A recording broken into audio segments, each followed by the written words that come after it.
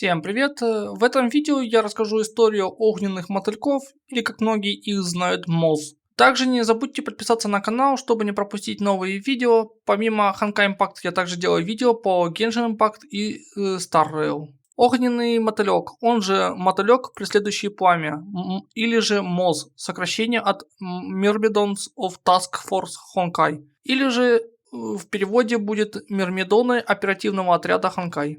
Всемирная антиханкай организация из предыдущей эпохи, обладающая технологиями, превосходящими те, о которых нынешняя эпоха могла только мечтать. Происхождение. До того, как был основан огненный мотылек, его предшественники исследовали Владивосток-51, город, где была найдена Элизия. Однако, несмотря на трехкратное обследование, никаких аномалий обнаружено не было. Позже была официально создана организация, одним из основателей которой стала Мебиус.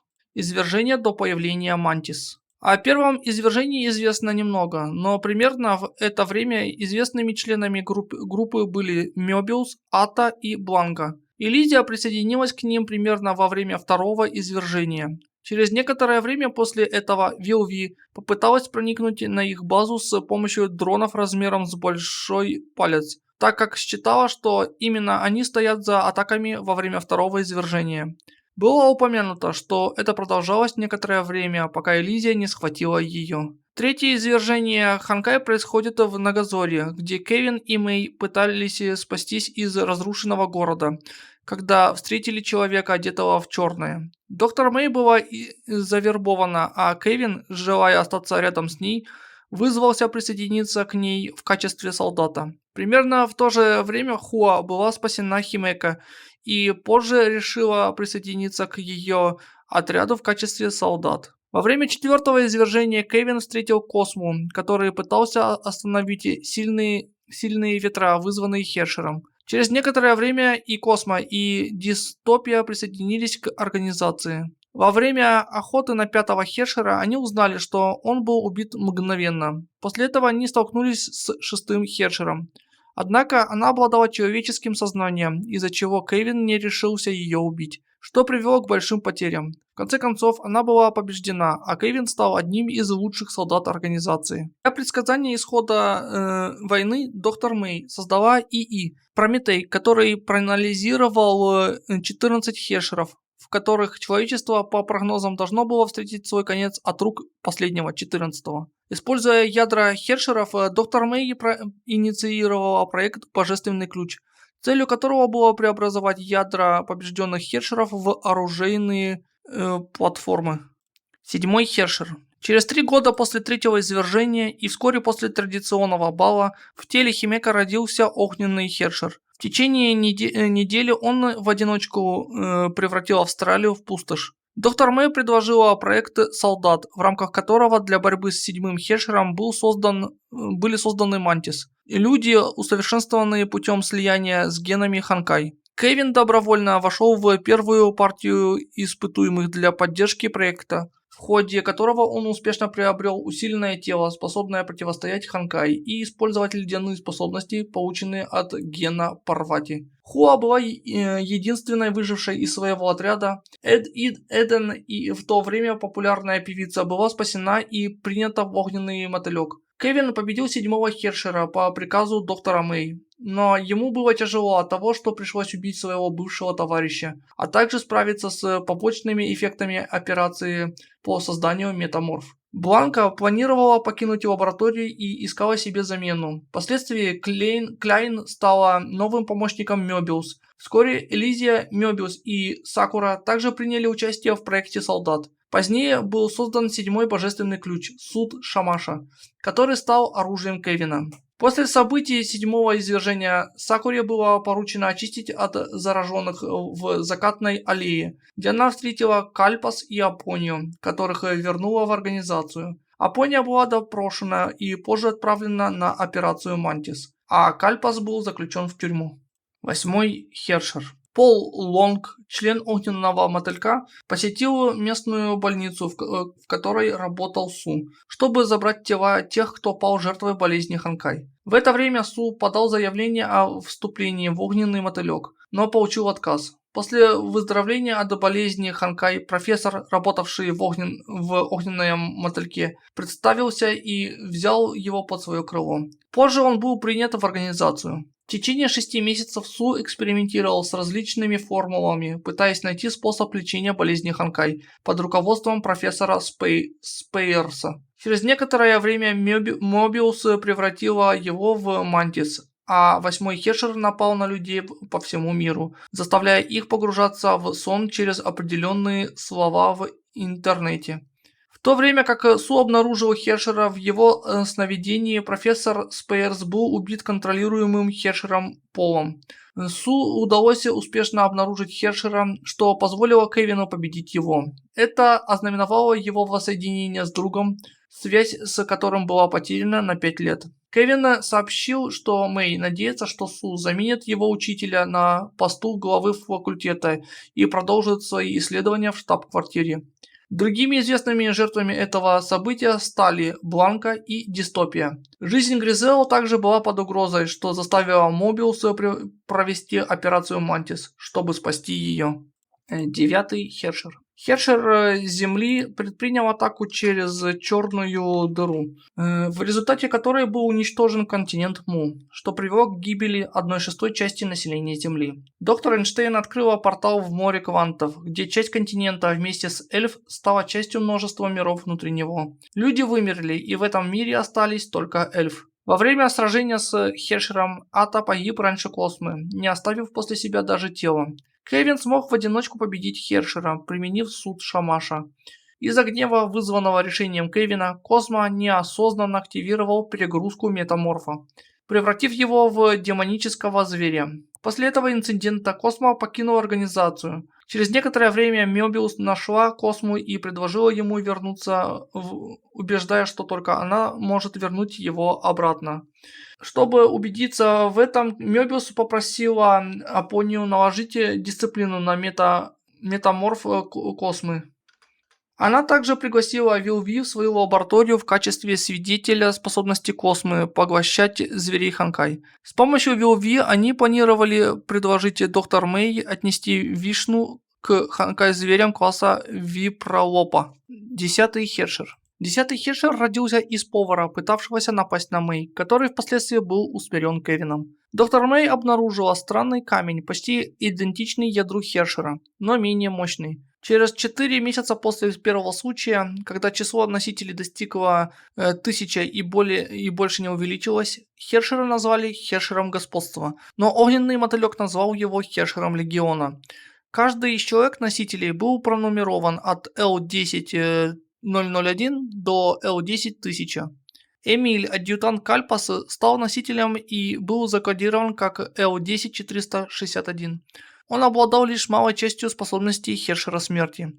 Хуа и Су убивали его сотни раз, но из-за его способностей он не мог умереть полностью. Он не проявлял никаких признаков желания покончить с собой, и поэтому был заключен в тюрьму. Однажды по пути к нему они обнаружили, что он сбежал. В течение 4 месяцев были атакованы важнейшие объекты инфраструктуры и крупные города огненного мотылька. Доктор Мэй полагала, что Хешер может использовать квантовую запутанность для связи на определенных расстояниях. Доктор Мэй поняла, что он охотится за божественными ключами, и перенесла свои исследования на секретный остров-объект в Тихом океане R-21. Доктор Мэй велела Вилви открыть врата в глубину, на случай, если ключ пустоты не сработает, как было предсказано. К тому времени, когда носители Хешера прибыли в лабораторию, доктор Мэй уже оснастила ключ пустоты и использовала силы ветра и молнии для уничтожения врагов. Когда доктор Мэй достигла своего предела, Кевин уже расправился с врагами снаружи и поспешил вернуться в лабораторию. Оставшиеся члены группы собрались и сосредоточили свои атаки на этих двоих. Доктор Мэй схватила суд Шамаша, соединилась с ядром на мече и уничтожила оставшихся врагов. Ключ пустоты изрядно потрепал тело доктор Мэй, и ей было запрещено использовать его снова. Первый инцидент в институте. Кляйн, помощница Мобиус, превратилась в носителя 10-го Хешера и убила Мобиус. Из-за этого сработал икор Мёбиус, который поглотил ядро Кляйн, активировав его активную реакцию Ханкай. Су пришлось усмирить Мобиус, рискуя самому получить активную реакцию Ханкай, и с помощью Сакуры им удалось вырубить ее. После инцидента Мобиус держали под контролем, а правду о случившемся от нее скрыли. Ключ господства. 10-й божественный ключ был изготовлен в массовом порядке, и началась следующая фаза проекта Солдат по созданию новых Мантис путем подготовки метаморфа. Предположительно, в это время Вилви стала Мантис, а Пардофелис по случайному стечению обстоятельств оказалась добровольцем. После событий 7-го извержения Хуа стала избегать других отрядов, получив прозвище «Маленькая птичка огненного вихря». Через полгода после разгрома 10-го Хершера отряд, в который входила Хуа, получил задание нейтрализовать присутствие Ханкай и вернуть шахту по добыче редких земных металлов. Однако они не ожидали, что в этом районе находится зверь Ханкай императорского класса Ганеш. Он вступил в бой со штурмовым отрядом, в результате чего погибло 5 человек. Хуа, которая уже была готова сдаться, все еще задавалась вопросом, что заставило Химека превратиться в Хершера. Осознание этого пробудило в ней и Хор через подготовку метаморфа, что сделало ее первым успешным случаем. Обнаруженная ключом господства, ее форма изменилась, превратившись в захваты Тайсюань, а у Хуа в результате метаморфозы выросли драконоподобные крылья. 11-й Хершер. Хершер связывания стал одним из самых разрушительных нападений на организацию, парализовав большинство ее солдат и став смертельным для всех, кто использовал энергию Ханкай. Появление Хершера впоследствии стало известно как трагедия связывания. В это время Су непроизвольно снял ограничения с Кальпаса и позаимствовал его тело, чтобы помочь в борьбе с Хершером. Чтобы раз и навсегда вывести его из строя, Хуа применил высвобождение первого уровня Фэнхуа Даун, которое привело к повреждению ее мозга. Эта атака позволила оставшимся солдатам подвесить Хершера на распятии. Все надежды были потеряны, пока не появился Кевин, заливший все вокруг кровавым льдом и окончательно победивший 11-го Хершера. К тому времени 70% человеческой цивилизации было уничтожено. После этого случая они поняли, что Ханкай приспосабливается к совершенствованию цивилизации. Доктор Мэй предложила назвать гештальт Ханкай волей Ханкай. С помощью ремесла Вилви и сил медиумов Мантисов Су и Японии было создано царство Элизии. 12-й Хершер. Вскоре после трагедии связывания Сакура получила приглашение присоединиться к 13 охотникам за пламенем, где Элизия сообщила ей, что следующим Хершером станет ее младшая сестра Рин. У Рин были обнаружены симптомы Ханкай уровня Хершера, и за ней велось наблюдение на базе, пока доктор Мэй определяла причины существования, когда носитель не проявлял никаких способностей. Позже Элизия и Сакура планировали забрать Рин у МОС. Из-за дисциплины Японии в сочетании со страхом перед неизвестностью солдаты были вынуждены убить Рин. После смерти Рин от рук человеческих солдат родился Хершер коррупции. Огненный мотылек потерял около 100 своих бойцов, причем те, кто находились ближе всего к Хершеру, сразу же превратились в зомби. Через 15 минут после вспышки база быстро развернула контрмеры. Последний зомби был уничтожен на узле управления F-23. Всего 1 минута потребовалась Хершеру, чтобы захватить все компьютеры базы.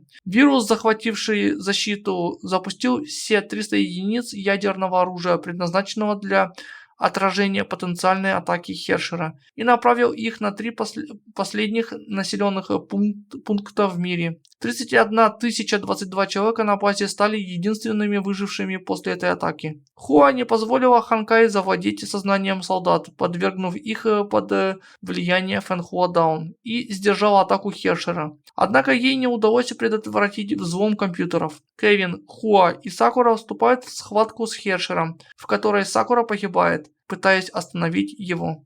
В качестве приманки доктор Мэй связала свое ядро сознания с последней незараженной системой базы. В итоге 12-й Хершер был запечатан в черном ящике. VLV, расстроенная этим, уничтожает и переделывает 5-й божественный ключ в поддерживающее жизнь пламя, создавая криоподы. 13-й Хершер. После события 12-го Хершера Элизия, недавно подтвердившая свое существование в качестве Хершера, решила поднять боевой дух МОЗ, пожертвовав собой ради них. Но Элизия, как и подобает ей, решила уйти по-своему и устроила банкет для своих товарищей из Охотников за Пламенем, сообщив Эден о своем плане. Элизия достала новое платье и приготовилась к предстоящему событию. Когда Элизия была готова, она сообщила МОЗ, что стала 13-м Хершером, и разослала приглашение своим товарищам по пламени. Пришли только Кевин, Апония, Эден и Вилви, но Элизия все равно была благодарна. Во время этого мероприятия Элизия раскрыла свою сущность 13-го Хершера, но все продолжали видеть в ней только человека, носящего знак эго. После завершения финального банкета Кевин сквозь застывшие слезы по просьбе Элизии пронзил ее и положил конец предпоследнему Хершеру. Последний Хершер. После того, как все предыдущие Хершеры были повержены, сошел последний Хершер. 8 самых сильных воинов, включая Кевина и Хуа, сразились с Хершером на Луне. В течение 5 минут 2 воина были убиты. Лунный трон был запущен в космос, чтобы поразить Хершера, но 98% его запасов энергии Ханкай остались. Доктор Мэй приказала системам оружия работать на 200% мощности, но Хершер потерял только 30% своего резерва, а Селена была выведена из строя. 14-й Хершер оказался слишком силен, и группа была вынуждена отступить. Кевин наносит удар, который временно обездвиживает Хершера, и у человечества остается 12 часов на отступление.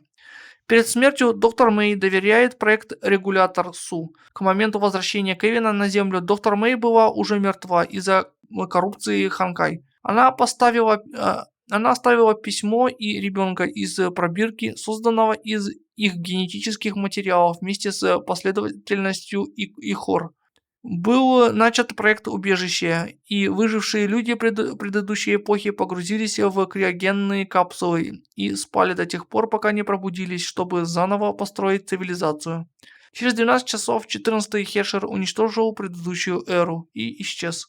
Бонусом разъяснение 2 побочных фракций огненных мотыльков. 13 охотников за пламенем. Последние мантис, оставшиеся после трагедии связывания. Именно они осуществили несколько проектов, чтобы подготовить следующую эпоху к приходу Ханкай. Группа была основана Элизией. Кокон. Специальное подразделение огненного мотылька, живущее в тени. В их задачи входила работа с людьми, особенно с дезертирами огненного мотылька. Большинство членов этой фракции считается преступниками. В ее состав входит Сакура, Кальпас, Космо, Мёбиус и в течение некоторого времени Пардофелис. В какой-то момент группа была распущена, и Сакура получила приказ от доктора Мэй зачистить ее остатки. На этом все. Всем спасибо за просмотр. Следующим будет видео про терминологию предыдущей эры. Не забудьте подписаться на канал, если этого еще не сделали, и поставьте лайк. До встречи в других видео на моем канале.